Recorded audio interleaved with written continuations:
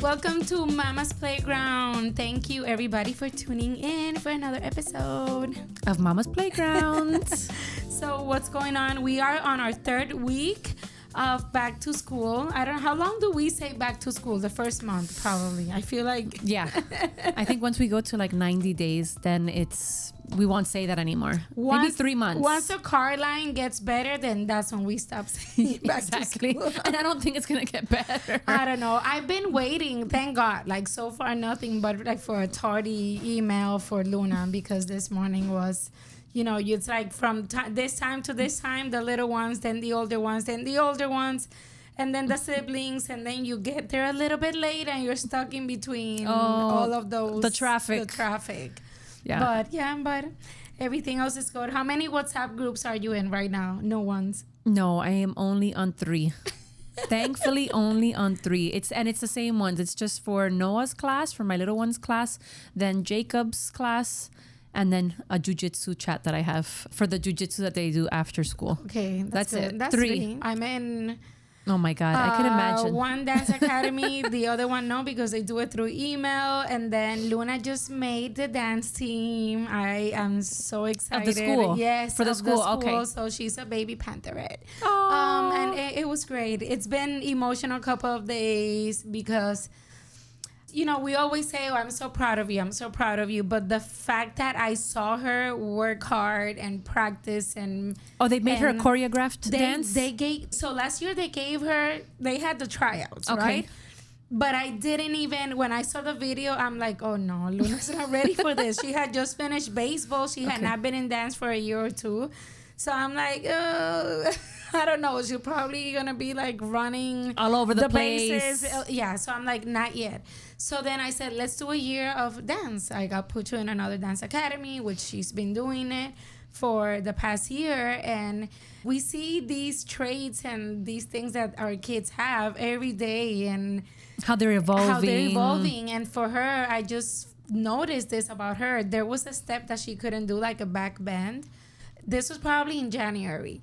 Another girl could do it and Luna and the other girls couldn't. So she came home and she was practicing, driving me crazy, driving my parents crazy at their house. Look at me. How do you do this? If your kid likes gymnastics or anything like that, you know what I mean. So all over the place, doing it. And then finally she got it. And during the recital, it was that one girl that she saw doing it the first time and Luna, the only ones that did it. And I was like, wow, you know, it takes practice. And one of her friends go, oh, I wish I knew how to do it. And Luna goes, well, you need to practice. Practice makes better. That's and I'm good, like, though. Wow.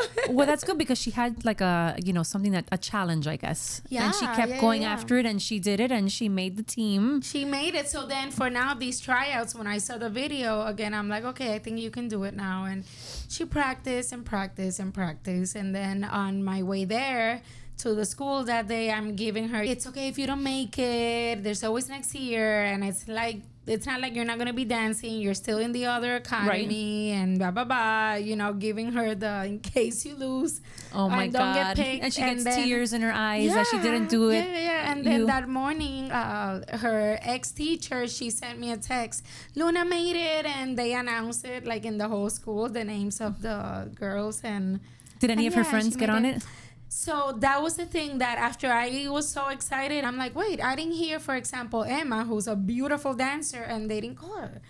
And I said no. So I put the video again, where they're announcing the names, and she did it. And they're both in the same classroom that she was crying. The teacher had to go take her outside. And then the whole day, I'm like happy for Luna, but then I'm sad. And I'm also thinking, how is Luna managing this? Like, she's super excited about something, and then her friend is down, and her friend being down and sad. And so I was worried about that. So, and I asked her, I didn't see her cry. I'm like, Luna, they took her outside.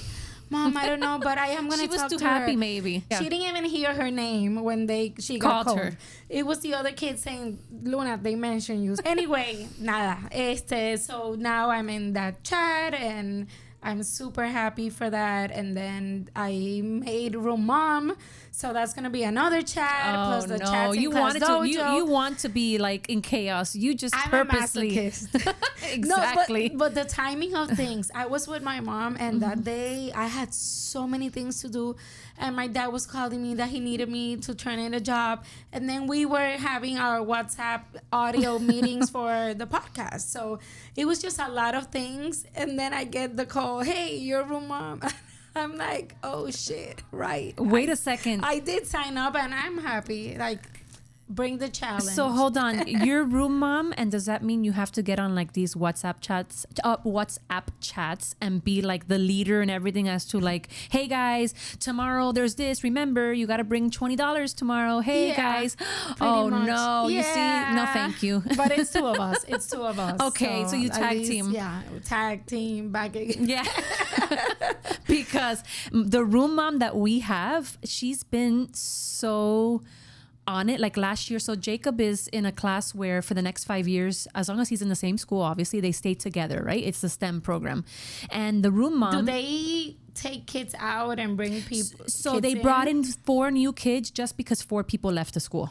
So they had 4 Okay. people leave, okay? But if they don't stay on the certain grade level, I think drop them? I think that they do, and it has to be. I mean, I don't think they'll do it right away, but it has to be something where they see the kid is constantly just not like, you know, up to par or whatever. I believe they do that. I'm not 100% sure, but in this particular case, the Room Mom, she's so good. I think I mentioned this in another like conversation that you and I had.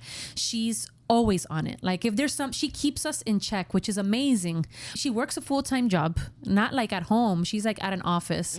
And then I'm like, how does she have all this time to manage? And I said to myself, I wonder if she gets to go home and actually finish her chores, if she's got any, or do it, because it's just so much. Because you know, schools ask for a lot.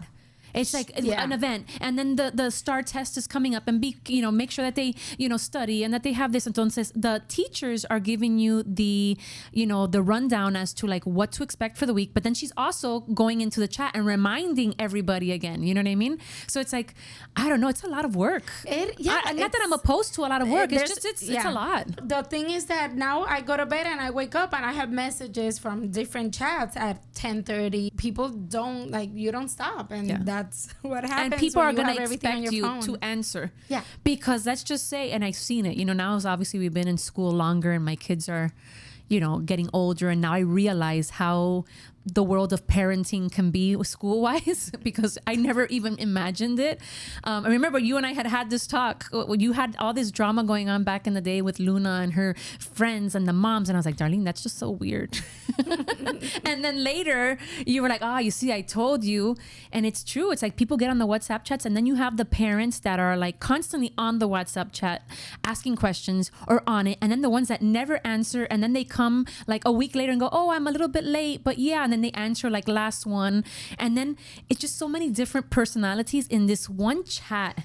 And then the Room Mom or the person in charge is trying to cater to everybody, because all these different personalities, like, no, thanks. No, thank you. And then you know who's the one No, that's going to thanks. send the money late. Yes. You know, the one that needs the 10 reminders. Exactly. And I remember that for first grade, when they opened the chat, I think the first person wrote something probably 2 days later.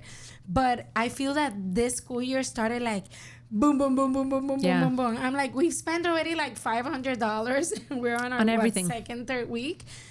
There was so much. The chat immediately. We were leaving the orientation and it was already like boom, boom, boom. Hi, hello, pa. I'm like, wow. And many of these kids also transition from another class. They're kind of together also. Okay. So it was okay, everybody, let's meet in the other chat. But it's constant. It's too many that you probably just have to take lead and say, listen, guys, that's You it. just mute it. You mute it. Or mute it. But then if you're the Room Mom, and you don't answer, then everybody starts going, because I've seen it in my own school. She sucks. She doesn't even answer when you ask her to. Now, I'm not talking about the room mom that I have. I'm saying I've seen it in other like cases, because the one that I have thankfully has been great. We'll see now with Noah's class, but I have seen it with other friends, and they're like, oh, she sucks. It's like I'm asking her a question and she doesn't even answer, and then she's supposed to be room mom. I should have been room mom then. She and does have a life. But let me tell you, parents are probably worse, I think, than kids.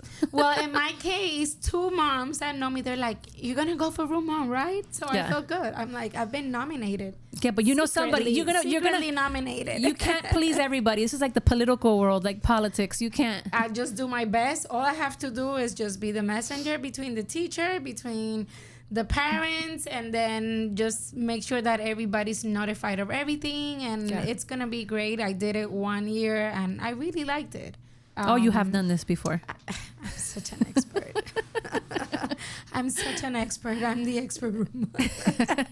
I have not. Let me tell you, if I had, I mean, I think because I have not, I always say ADD and I joke around about it. Probably do. I mean, I have to go get diagnosed, but my brain is like, I want to do everything. So for me, it would be like, and I think you know me, if my phone rings, lately I've been trying to like leave it kind of to the side, not lately, but for a while. But it's right in front of you. But it's right in front. Well, you told kids me. Are here in the house. But I have to, I feel like, for instance, if it's a customer, I have to answer right away.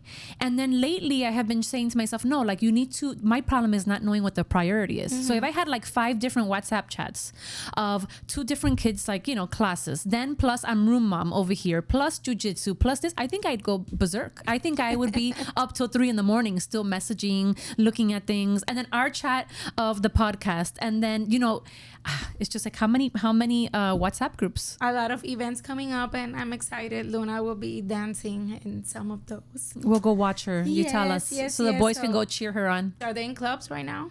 Nothing. I just have them in jujitsu still, and they are in school right now. It's like prepping them again to get with it, because summer really, I think I allowed them to just be. Yeah. And coming back, it's been a hard thing for Noah, mostly for Noah, to get on track with school again. Like, he likes it, yes, he does good, but at the same time, he, with the homework, with now I think it's STAR testing that's coming up. You have it too, because you're in the same. We already finished. You finished? This is what I'm saying. No. Like, I'm telling you, this year, everything started like boom, boom, boom. They already did iReady reading, iReady math test. Okay. And now we haven't. They're turning in a project. Everything just started. That's really crazy, quick. though. That's really crazy. fast. That's really fast. I'm already thinking of fall festival and Halloween, and it's just insane. Well, I went to Costco yesterday, and everybody was like, "Wow!" So there's Halloween decorations, but now Christmas is up as well. Are you serious? Did they put it up already? Yeah, it's up already. So you've got like your snowmans, and you've got like Christmas trees, almost like. And I said to myself, "Wow, how fast this year has gone." Like, that's it. We just started school and we're already planning for October and for November and December. And that's it. The year's over. Yeah, I have something outside of my house that is like fall related. And the whole year I'm like, I need to take it out. I need to take it out. I need to take it out. And then I'm walking by it 2 days ago. And I go, oh, it's perfect. You're still there. It's perfect. I don't need to touch it. You're still there. I just need to add a couple of things now. It's like they're all dry. But yeah, it just goes by super, super fast. And I wanted to talk about this. I know that you told me I'm so over this. But we are Mama's Playground. And I feel that we haven't been talking about this in our episodes lately. And it's something that's current, that's happening. And I feel that we should do a mention of what's happening with the Lindsey Clancy story. Oh, yeah. Just because in so many ways we can relate, not exactly what was going on in her head, because that's something that we'll talk about it now, but just being a mom and at sometimes feel like life could be very overwhelming. Yeah. It's a very tricky case, I want to say, because at least on obviously on social media, all her, all the like little snippets of the case is going on. And then you have everybody commenting, and then they're making it political as well. Like there's commentators that are making it political. I haven't heard that part. How? So like the people on the right, like super like MAGA, are like, oh, she needs to go to an electric chair because this is a God thing. Like, she's the devil and she's this. And it's usually like the right extreme wingers that are thinking like this woman is just completely evil. Like they're not even giving her like a, I don't want to say opportunity. It's a very heinous act. So obviously 3 beautiful children lost their lives. And it's a very sad case. But at the same time, if you followed anything of the trial, you will see that this woman also went out and looked for help. She was a nurse. She did dialogue everything. She was going through major anxiety. And they're not giving her that benefit of the doubt. Like they're saying for all those women that are supporting women, Lindsey Clancy, you guys are insane and you guys should be basically locked up yourselves because you are basically giving her a free for all to having killed her kids. And in my mind, I'm thinking like, I'm in the middle, I want to say. Why? Because you saw this woman, like, she didn't just go and kill her kids. She had months and months and months of going back and forth between different doctors, asking for, help, going to her ex-husband now and saying, hey, listen, I think I'm going to hurt myself and I'm going to hurt the kids. That happened a month before, I believe. Do you think that somebody that is premeditating this situation or this thing is going to go tell people what they're planning on doing? That's just my theory. Okay, I'm not an expert. I have had anxiety years ago prior to kids, so mine wasn't like a postpartum thing. Mine came from other issues that I had when I was 18, 19, 20 years old. And everybody gets intrusive thoughts because that is just human nature. If you look it up, if you research it, everybody gets intrusive thoughts. Anxiety is very real. Depression is very real. When a woman has a baby, they tell you like you are very capable of being, I think it's 1 out of 6 or 1 out of 10 to having postpartum depression. And she was going through all these things. She's a nurse, first of all. Okay. And I think she was a laborer. Don't quote me on this because I tried to I kind of like backed off of the file. She works in labor and delivery. Labor and delivery. So she's part of it. She already had 2 kids prior. I would think like this woman on her 3rd kid, she was going through postpartum depression. Does she have bipolar? I don't know. I don't know her case. And I'm not here to defend her or to go against her. What I do know, my personal opinion is that she had a log of back-to-back appointments with the psychiatrist, with the doctor saying, hey, listen, I can't sleep, checking herself in to a psychiatric ward. Yes, she checked herself out, but because she wanted to be part of her daughter's birthday. And they let her out because they said, oh, we don't see any reason why to keep her. I think there was another thing, and again, don't quote me on this, but I think I saw this and I did read something. I don't know if it's true or if it's not true because I didn't see it on the actual like case, but I think I saw somebody write about it. She called the suicide hotline or something like that. It was one of those. I think she called the suicide hotline or something with like the suicidal, I don't know if she went in person, and they told her that because she did not have a plan in place, they couldn't do anything for her. Are you kidding me? So I read that and I say to myself, hold on a second. So you literally have to, it's such a tricky thing. So you literally have to have a paper saying, I am going to hang myself tomorrow. And I'm going to, what kind of plan do you have to have for somebody to say, you know what, we're going to admit you, you're not coming out and we're going to keep you here until you get better. What that woman, I think what she needed, and I don't know if she's bipolar or not, they're going back and forth with this that she could be bipolar, and then the meds that she took is what exasperated like this whole thing. But she was screaming for help. She didn't keep it quiet. She said it 1,000 times. She told her parents. She told her husband. She told her parents, I'm afraid, and there's a text message where she's saying, I'm afraid of these thoughts that are coming to my mind about hurting my children. She told her parents. And she told her husband. So why were those kids with her? Why was she walking freely? That's insane. And yes, it is a very tricky case where now you have hundreds of women that dressed in pink and they showed up at the courthouse in support. And they were asking Lindsey's attorney, like, what do you think about this? And he said, I can't believe it. Yeah. And it's like, wow, there's so many women out there that are supporting her and believing that she was going, because what the defense is saying is that she had a postpartum psychosis. And then the prosecution is saying that no, that she, because a doctor came and said, yeah, she had anxiety and all this and that, but she was capable of knowing good from bad. Yeah. And they're saying that it was all premeditated. And at this point, what I feel is that, yeah, she was very sick and she was reaching out for help and it was not given to her. I think it escalated. Yeah. I think like her last son, I think his name was Callan, was born. And from there, she just was not doing well. She had the postpartum depression. Again, she was going back and forth with her psychiatrist and all these different doctors, and every single doctor was putting her on different meds. And then she'd stop it. So then the prosecutors are obviously saying, well, she stopped taking the medication. So like she didn't give it the time to work. I tell you, as somebody that suffered from anxiety when I was 18, 19, 20 years old, that I had to go to a psychiatrist to see why I was having panic attacks. And I remember the lady saying, I think you're probably bipolar. And I was like, I'm not I don't think I'm bipolar. But she had put me on meds. She actually gave me Xanax. And she said, take the Xanax with you anywhere you go in case you were to have like a panic attack. And I would feel anxious just thinking that I had to take the Xanax. Like I would never take it. I would just keep it with me because it would make me feel comfortable to have it in my bag in case I needed it. But I was never a pill person. Obviously, these are two different things, right? They're two different things because she had just had a baby.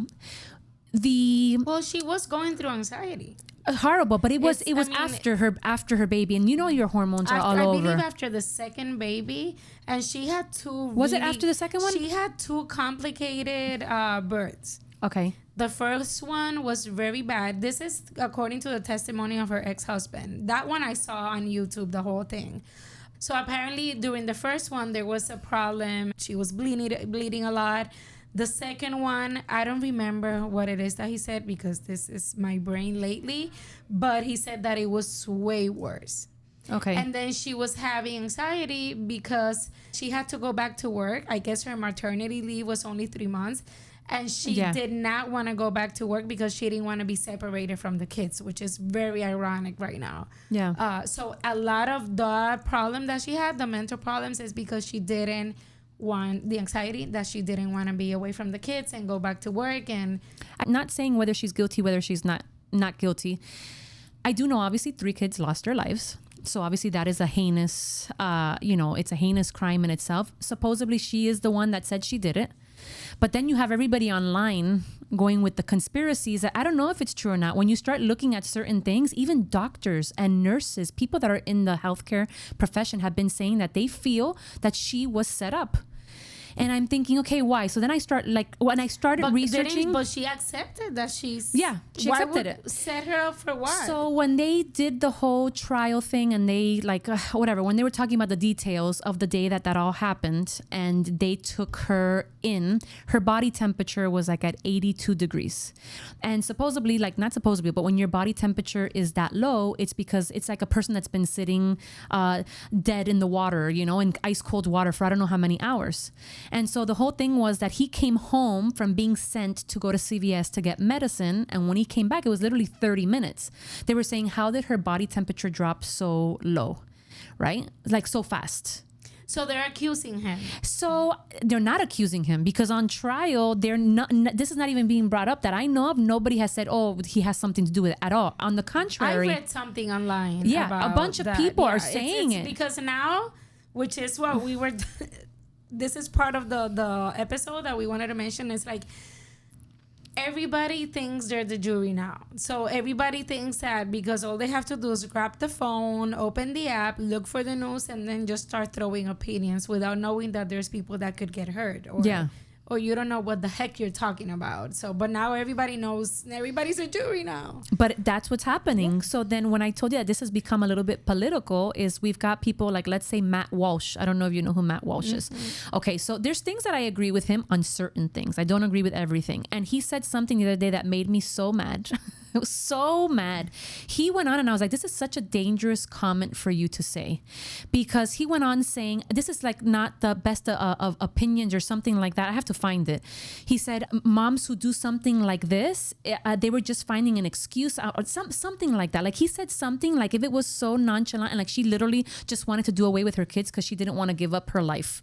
Something of that sort. I have to find the exact dialogue. Bad journalism, and, right there. Horrible. And I got so mad that I even responded and I was like, you have absolutely no effing clue what you're talking about. I was like, in this particular case, why did the husband leave her alone? It's like to say and I'm not blaming everything on him. This is negligence on many different sides. I mean, if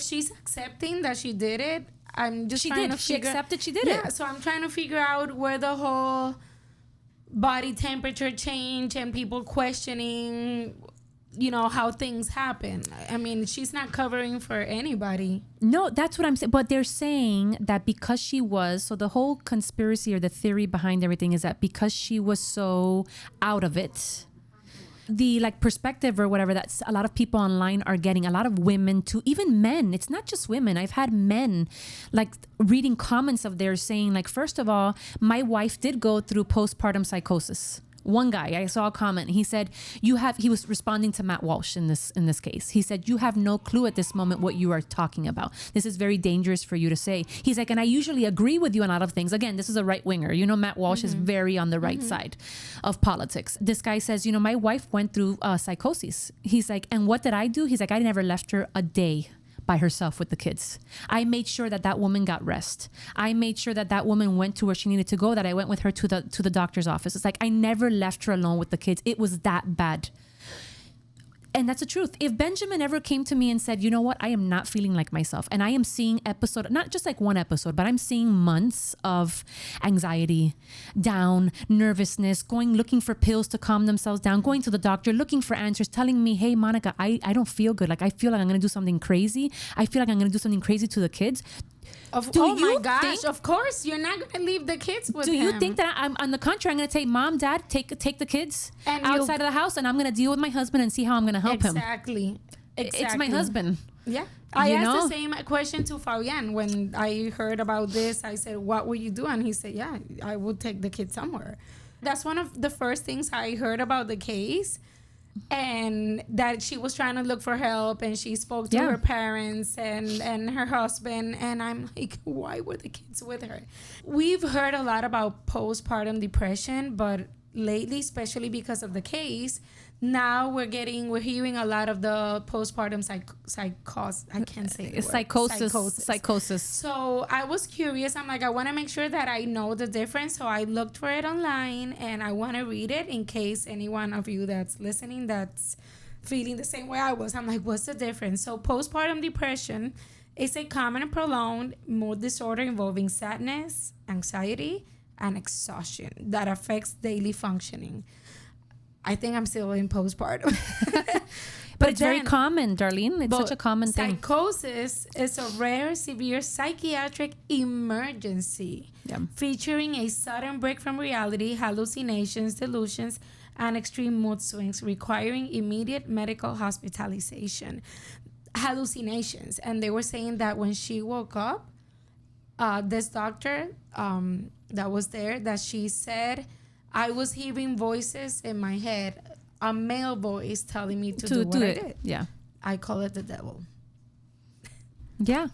But so that's the main difference. But that's what people were saying too. Like the people that were taking it to this other extreme, saying that there is no, they're not giving her any benefit of the doubt. They're not even looking at if she has a mental condition or not. Again, do I think that she should slide completely? Like if she is the one that did this, should she be like, okay, let's forgive her? Like that's it. You did a heinous act. I think you need to pay. And I think she will pay no matter what. Whatever the situation is, she's going to pay. Already. She's paying already. She's paying already. When she gets out of this, when she realizes her 3 kids are gone. She already realized the whole trial. She's been crying hysterically. Exactly. And then people saying, oh, those are just crocodile tears. She's not crying for real. There's no way. And I said, you know what? Mental health here in general is such this country, and I don't know how they are in other countries, but in this country, with mental health, people are very quick to judge. That's why people stay quiet, because they're scared of being judged. Second of all, if something happens to you, which has happened, I had a, like, you know, with family and friends and all that, they had somebody that I know went through like a big like psychosis kind of thing, like for like 3 days. I mean, out of this world, didn't have their mind in the right place, and they had to be Baker Act. They took them to this center, and then they were there for maybe 3 or 4 days. Thankfully, that person recuperated and went back to normal. But how many people don't? How many people are on drugs? How many people do have bipolar? And then they go ahead, they say, let's Baker Act them.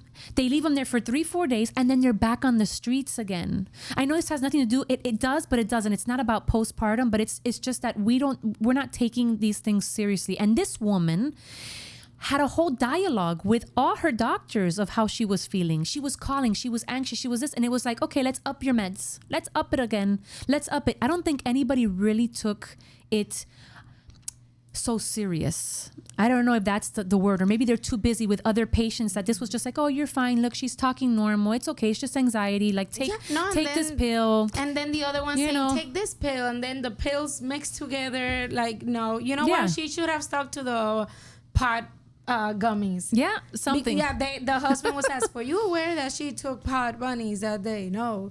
And then after that is when the whole shit happened, that she went to this doctor, these pills, this medicine. Oh, she was taking that? She took it one day or something or whatever. I didn't know. Oh, do you know? But then that was at the beginning when she started feeling that. But then she went for like the stronger stuff. I was medicated one time with for anxiety. And I think everybody has. And I remember taking a pill, and I'm like, what? No. Like, I feel makes you feel out of... even with just a little bit of one, I just felt like my brain was... I don't know. Something was going on there. So add to that another medicine for whatever reason. So I said, no, wait. I only take Tylenol if I have a headache. I am not anti-medicine, especially when it comes... I'm not anti-medicine. I am very much like try to find the resources that you can. Like if you're suffering with, that's just normal anxiety, which is not the same thing as psychosis, right? We're on another spectrum here. But if you have anxiety and this and that, there's a lot of things that you can do. Is it easy? No. Breathing exercises, this, that. But in this particular case, I feel like why it's become so controversial is because so many women related. Yep. And I guess they related because thankfully, and I knock on wood, I never had any of that with any of my kids when they were born. Nothing. I didn't have anxiety. On the contrary, I was tired. I had other things, but that never. Thank God. But this woman, she was going through that, and so many women saw themselves in her. Not that they were going to go ahead and do what she did, but there was women that came online saying, you know what? I had thoughts at one point of hurting my kids, and I was like, no. I need to step away from them. I had to tell my mom to take care of them. I felt so distant from my child when they were born. And so I say, how do you go about this? And I feel like it's not like have a baby and ciao, you're gone, and then we'll check up with you in 6 weeks just to see how you're doing. No, I feel like there has to be a longer process in this. You're just adjusting. You just had a baby. Your hormones are all over the place. You're tired. You're exhausted. And then most people, and I hate to say this, whether it's family members, whether they care about the baby. They're worried about the kid. They're worried about, did the kids sleep? Did they eat? Did they eat every 2 hours? But what about the mom? And that's why I say when you... Am I feeding them? Like, do I have enough breast milk? All of it. It's a lot of pressure. You know, it's just so many things. Can I put the baby to sleep this way? Because if I do it this way, they say that they could die. Yeah. And it's constant. It doesn't stop. Like, it doesn't stop at all. It's a daily thing. And that's anxiety, darling. Exactly. That's your mind going over. And I feel like, we all go through this as moms at one point or the other. It's how you manage it. In this case, she needed way more help than she was getting, because not all the help is through a fucking pill. I'm sorry. Yeah. I mean, there's other ways. And also the fact that I feel like she was doing a lot of these things on her own, like the doctor appointments and things. I think he did. From what I'm gathering, he did. Now, why people are making this so like controversial is because they saw videos of him when they would go to, like, let's say they went to, like, I think it was a zoo or something like that, or a planetarium or museum, and they have cameras, right? And you see him distant with his arms crossed, and she's there juggling the 3 kids. Oh, but we see that all the time. But we see that all the time. That's where I think women were going like at it, like, you see, if he would have helped her more and this and that. But I just think that her mental state, these no are matter, women taking their frustrations on something, on another case. Correct. Because a lot of women do get frustrated with that. It's like, I'm doing everything and he's just sitting there on his phone. But I think she just needed more help. And I think she did say, you know, she verbalized it. He did go with her, I think, to certain doctor's appointments and all that. But I'm just wondering, like, what would have been the difference if somebody really would have stepped in when she checked herself into the psychiatric ward? Like, let's say, I don't know how long the dialogue here was or how many days or how many months had passed already. But if somebody would say, no, we're not letting you out. Like, I'm sorry, you cannot go see your daughter. I know it's her birthday, but you know what? You're going to stay in here and we're going to have you under observation. Like, we want you to rest. When was the last time you slept a good 9-10 hours? You know, or it's only been 3 days. No, that's not enough. Like, we need to get your nervous system down. And we need you to recuperate. And whether that's a retreat, and I'm not saying a normal retreat, because somebody like her needed something more, but I'm talking about a retreat psychologically, like with mental health experts that would have said, we're going to be with you for 1 month. You're checking yourself in. You're coming with your bags. Your family can come visit you certain visiting hours, but you're going to sleep and you're going to eat and you're going to exercise and you're going to go outside and you're going to see the sunlight and you're going to do yoga. And we're going to see if we can bring this thing down. Maybe she is bipolar. You know, but you know what? Maybe they would have been able to regulate her thoughts a little bit better. She would have come down a little bit better. And then, I don't know, this is me, I'm not an expert, but maybe at that point, she wouldn't have been so like up there. I don't know. I just know that I'm going to vote for you for president. I think, no, honestly, the idea of taking a mom and giving her that break that she so needs. Yeah. Not because I want to look beautiful and rested, but because I want to feel rested. Yeah, and I want to feel good. I feel that every woman that becomes a mom, part of like, you know, when they release you from the hospital with the baby and all the papers, there should be like at least for the first 5 years of the baby's life, a week retreat for that mom. But okay, Darlene, something, because we could all use we it. Need I'm it. on year 7 of being my mom, but we're talking about moms here, you know, about mothers. Again, mental health is a very broad thing, but going back to moms, and it's true. Like, think about it. When you have a child, and she had a big support system. So this is the people that are bashing her online. They're like, she had a nanny, she had this, she had support, she had her parents, she comes from a wealthy whatever. Yes, but that doesn't make it any better. That doesn't mean that her mind was any better. That doesn't mean she wasn't going through something that she needed extra help on. That doesn't mean that she didn't need somebody to pull her away and say, hey, listen, literally, you're not seeing the kids for right now. Your husband's going to come bring them to visit you. But other than that, you're not going home.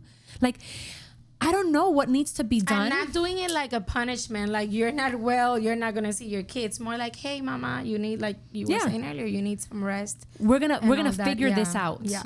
Because it's been 6 months and you keep journaling and dialogue and calling and checking yourself in and calling the hotline. And to what point? What happened? 3 kids are gone. 3 kids are gone, and he basically, I guess the women that are like on the very like men bashing because he wasn't helping and all that are like, oh yeah, nice for him. He got $1 million from a settlement, I don't know where, and then he got to go start his life all over again. Now he lives in New York and he got remarried, and I'm like, that it's not about him it's anymore. Not about, it's not about him right now. It's about the faith of this woman that's sitting there in trial. Yeah. And her life, she's in a wheelchair. She doesn't have her kids. I would put her in a mental hospital, and you know, she'll probably prefer not to even live, like, than to that have is the truth. All this stuff. She's never going to be the same again. She's never going to be the same, and sadly, she's probably never going to be a happy person. No. Because of everything, like what happened is huge. Another thing I was thinking, like, I wonder what all these. Because the kids, they were in gymnastics, the older ones, obviously. The other one was a baby, but they were doing gymnastics, and so they would be doing things outside and with other families. And then I started thinking, for example, about my life, your life. You know, we have the kids in jiu-jitsu and dance and this and that. We have friends from their extracurricular activities. There's a community that also involves your children. So I wonder what these people are thinking, like the people that were with them, you know, for the gymnastics, or for, I believe the girl also played soccer. I wonder what's going on Nobody in their minds. But because these are people that they interacted with them and things related to the kids. It's but crazy. everybody that came on the trial, that came as like a witness, as you know, that they were kind of like asking, like, how was she? Like, was she? And every single she was a dedicated mother. She was a good mother. She always had a plan. She was always doing this. Her own mother-in-law. This is where I say to myself, when everybody's coming with like the conspiracy theories and this and that, her mother-in-law got on and testified as to what a good mother she was. Yes, I saw a piece of that. So yes. what I'm trying to say is, usually mother-in-laws, I hate to say that, my mother-in-law's not like that, but I've seen cases of mother-in-laws where they don't get along with their, you know, their kids, or not kids, I want to say kid, their son's wife. And at this point they would be like, she's horrible. I can't believe she did. But she didn't. She went on and testified like she was a good mom. She was amazing. This is where I say to myself, like, if the own mother-in-law that lost the 3 kids is saying this about her, you know, ex-daughter-in-law, who did this, and she has to live through this, then the people that are outside of this going, oh, you know, bashing and this and that, like, I don't know. To me, I just like, you can't, especially when somebody has lived it, gone through that, and is still defending her. Yeah. Do you know what I mean? Yeah. Like, I don't know. It's especially when in social media they're saying things about her own son. Yeah. You know, your son could have been doing this. He could have been a better father. Which is irrelevant. Blah, blah, blah. That's fine. All this stuff. And still, exactly. But she could be like, oh, they're talking bad about my son. I'm going to turn this around. But no, she didn't. No. You know, she spoke very well. And I was like, wow. So it's oh my gosh. This is why it's controversial. It's very, because whichever way you look at it, there's lots of points. And like, I feel that, you know, that saying that they say that 2 things can be true at the same time.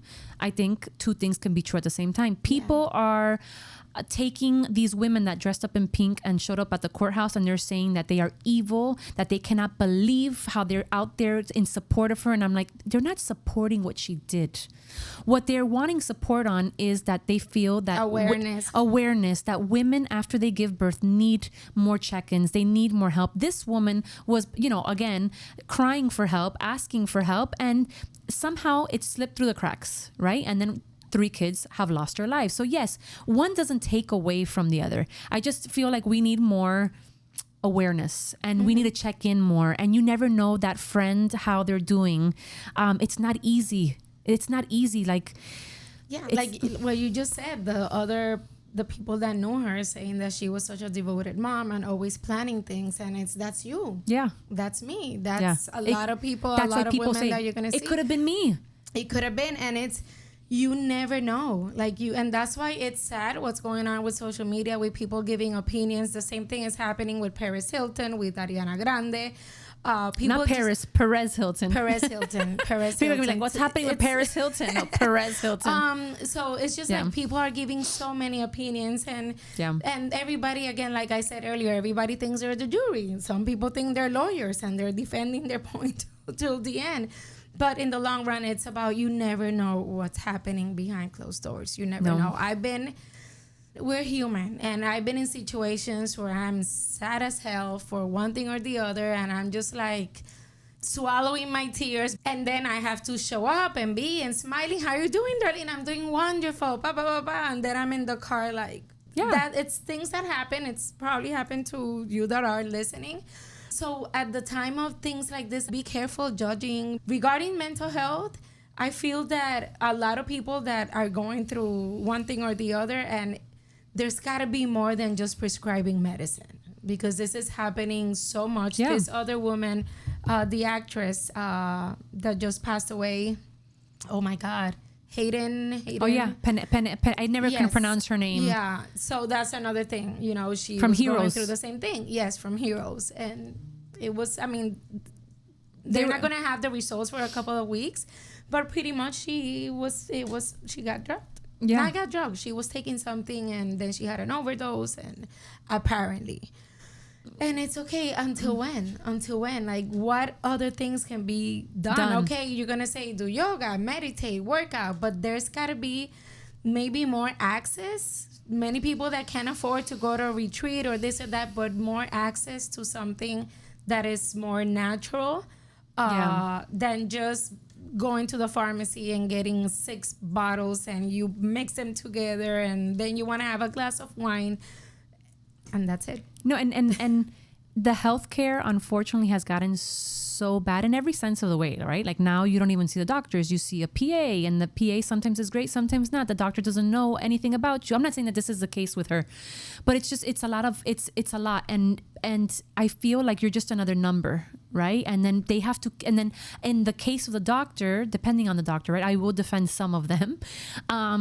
You know, they have so many cases that they have to see, and they have only a certain limited of hours that they have to see these people. And so they can't spend 3 hours with Darlene. They got to do like 30 minutes. Hurry. Wham. Okay. Yeah. You're depressed. You're sad. Okay. You know what? Let's try that. And I have a next patient, and it feels so horrible. But those are the psychiatrists. Psychiatrists.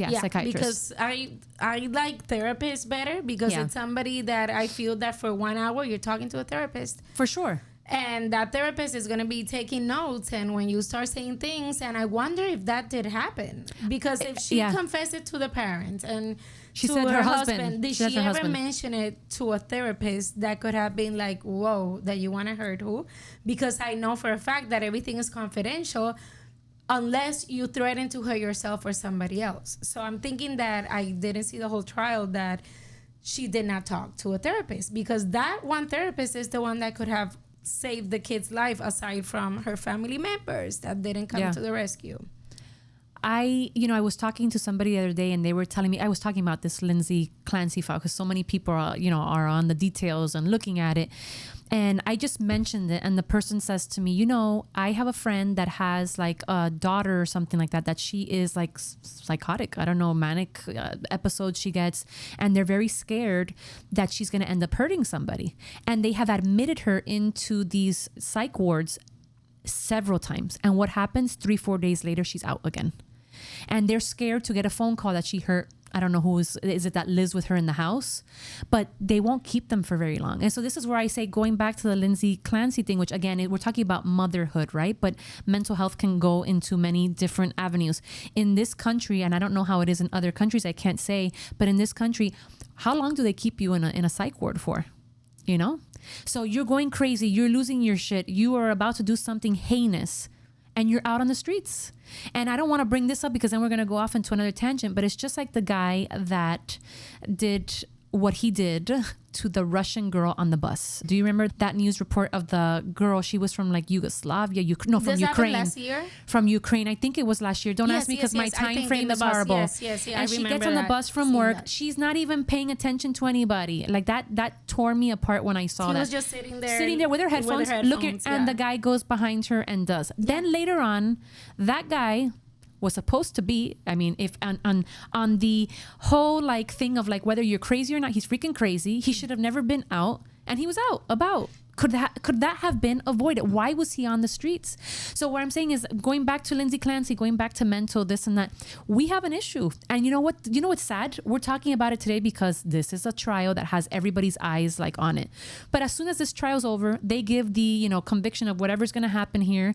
A couple of months will pass by and people will forget, and healthcare and until the next one, and it just keeps happening and happening. It's so sad. And I feel like what's been happening in these 2 weeks. Like Short mentioned the Ariana Grande thing. Yeah. Oh my gosh. And of course now because of social media, everything is there. Like I haven't put on the TV news in a long time, but it's everywhere. You check your email and there's news, this happened. And then in Instagram or just mentioning it. I think you were the one that were talking to me about Lindsey Clancy. And I'm like, I heard something, but I don't know much about it. I haven't seen the news. And then you're like, no, you got to watch it. And I don't know if the phone heard you, but the moment that I opened my Instagram, it was there. And then I'm like, okay, let me see what's going on.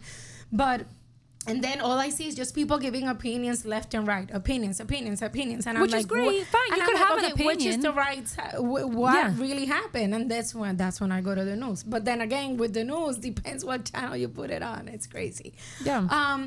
But then the Ariana Grande, she came out with a music video, and she's super skinny. Like, if you saw her in Wicked. Yeah.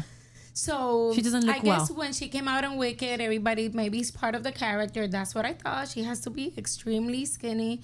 And then she just came out with this music video, and it's really, we're talking about bones. And It was a dark video too, right? yeah, Like the and it video was itself, I bones, didn't and see you it. could see, no, it was so sad. It's not ugly, it's not disgusting, it's sad, because it's like, how is that healthy? And then this anorexia club or association, people that are pro it, they have her as a poster child, and they wrote like goals in front of like her picture. It's sad. Like that's so, and I just found out about this watching the news the other day. What do you mean goals? And then she being the poster child of this group of people, it's sad. And then so because of people kept not criticizing but commenting on that, then I guess she decided to take a break. She's on tour. The tour ends in September. So then people were saying, but why is it that the people that work with her, noticing what's going on in her body, didn't stop her? And it's because apparently she doesn't like anybody working with her that will go against what she wants. So she only keeps people that are like, yes, Ariana, yes, Ariana. Again, I don't know much about this. It's just what I hear in the news. And I mean, in social media, actually. I heard this That's in her social news media. now. Yeah, that's her news now. And it was sad. And then just people giving opinions, it's just confusing. It's a lot. But I do feel that there's also people that are doing it because they're worried about her. We also have girls that look up to her. After Wicked, Luna, actually her PJs that she was wearing last night are Wicked, and it's Ariana Grande. Do I want her to see that video? I haven't even played it for her because I'm like, I don't want her to see that thinking that that is right. Yeah. And so people are reaching out because they're worried, but then you have the haters saying, because you're in the entertainment industry, and it's a lot. And celebrities, they're human too, and although they are in the public eye, they do deserve the benefit of the doubt. You don't know what pressures they're going through. Yeah, exactly. You don't know. And exactly, like, especially if, like, imagine if you feel pressured in your life just to be on par with the people in your circle and be the good mom and be the good daughter and be the good worker. Imagine these people that cameras are on them 24 hours a day. Or they wake up and they have the makeup artist there and the cameras. Yeah. And it's and then you have this like thing that you have to be a certain way, and then everybody on the outside is either bashing them or, I mean, it's hard. I guess at the end of the day, we're allowed to have opinions. Anybody can have an opinion, but we also have to know that our opinions don't necessarily mean that it's the right one, because we will never know what's going on in somebody's life. Yeah. We have no clue. And we could sit here and kind of assume, and we could say, I saw the details and I saw this, and this is exactly what I know is going on, because I see it on social media all the time. People are like adamant about things. They're like, I am 1,000% sure.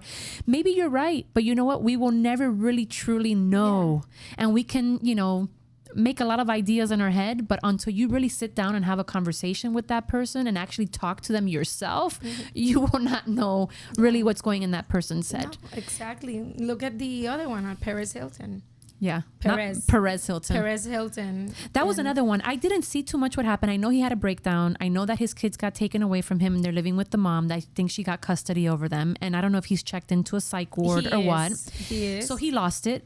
And I see people bashing him. Well, that's what you get for bashing people your whole life. They're saying it's karma. It's karma. And it's like, at what time are you God to be saying, like, why is this happening to the other person? Like, that's horrible. Yeah. The thing is that he did live stream it, and that's insane. Yeah.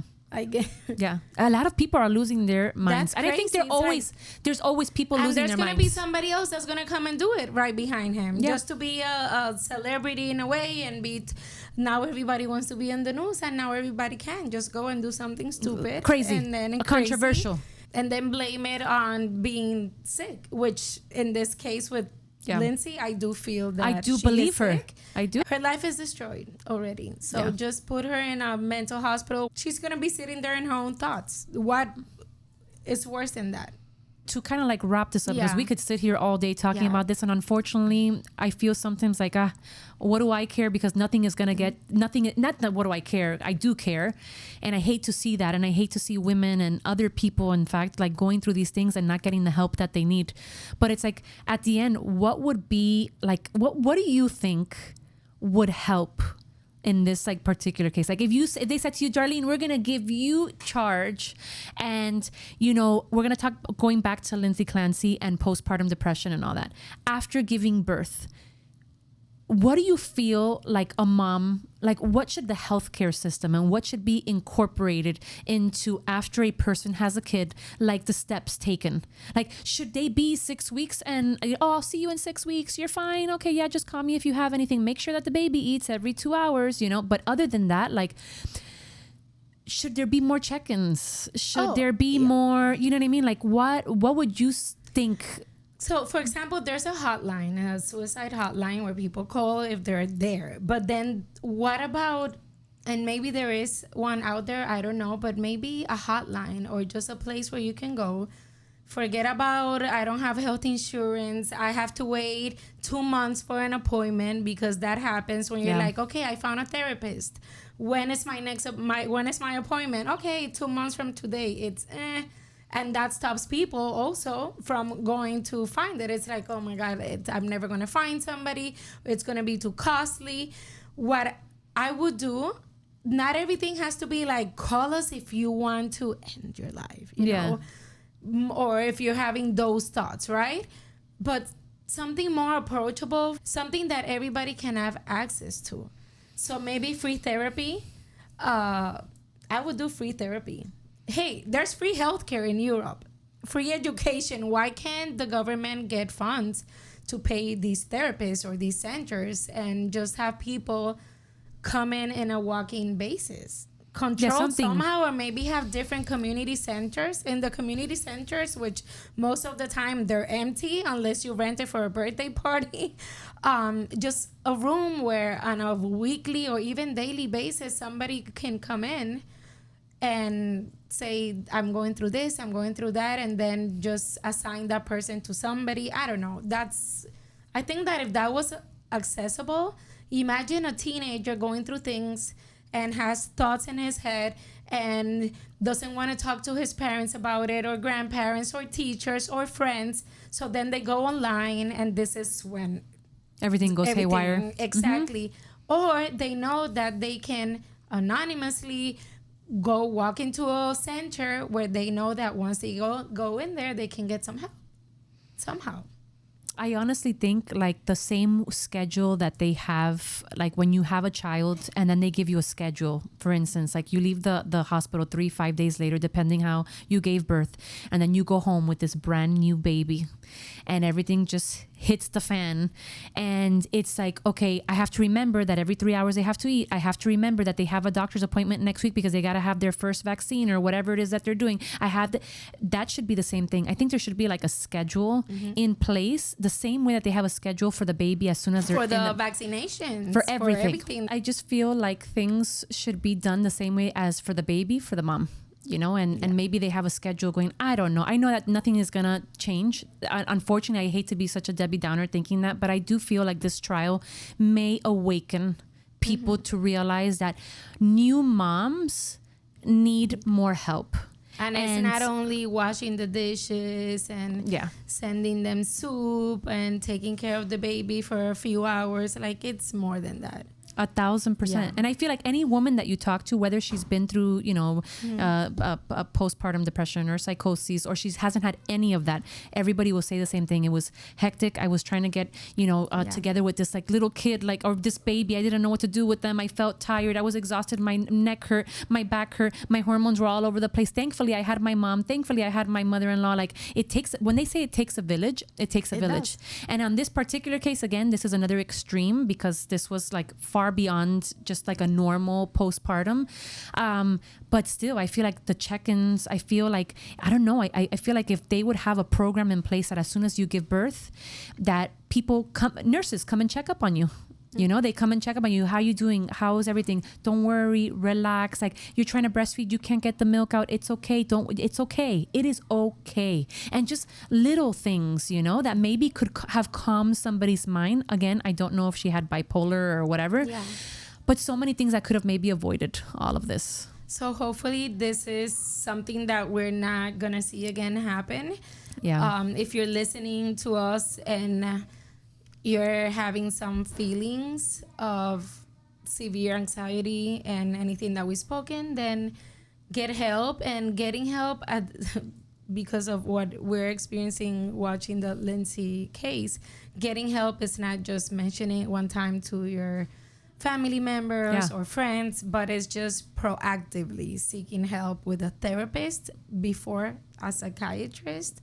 And just try to get the most help you can, and before don't feel ashamed starting medication. Don't feel ashamed, because that's a big thing. People tend to feel ashamed and then they don't say anything, and they kind of internalize, and it gets worse. So if you could just like open it up and say, because when you talk to most people say, I've had anxiety before. Exactly. I've had depression before. That helps to hear know that people. You're not alone. Yeah. But anyway, so we will see you next week. Thanks for tuning in, and stay safe.